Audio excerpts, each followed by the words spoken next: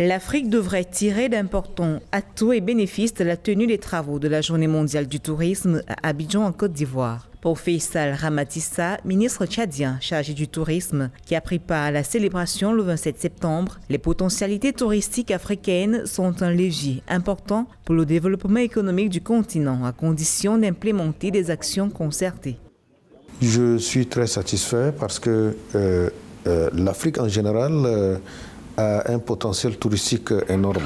Nous avons beaucoup de potentialités et que vraiment nous n'arrivons pas à les extérioriser. Sincèrement, nous n'avons pas vraiment les moyens de les extérioriser et ce cadre nous permet maintenant de développer en synergie nos actions afin qu'on puisse atteindre nos objectifs pour qu'on ait vraiment un tourisme international meilleur. Moi, j'ai vu c'est une première en Afrique. Et nous avons vraiment apprécié ça parce que ça nous permettra de développer notre secteur touristique. Et sincèrement, individuellement, sans un regroupement au niveau de chaque pays, au niveau de l'Afrique, nous ne pouvons pas atteindre nos objectifs.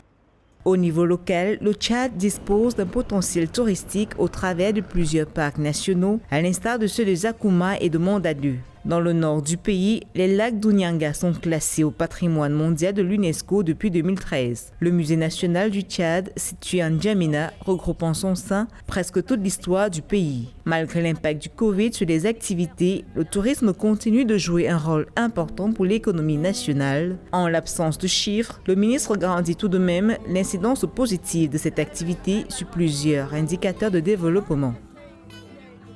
Nous n'avons pas de statistiques fiables pour au moins quantifier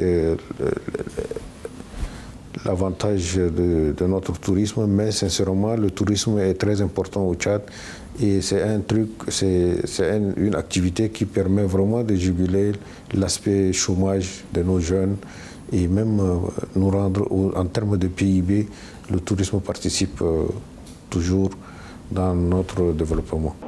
En 2019, l'Afrique a accueilli 84,2 millions de touristes, soit une hausse de 7,5% par rapport à 2018.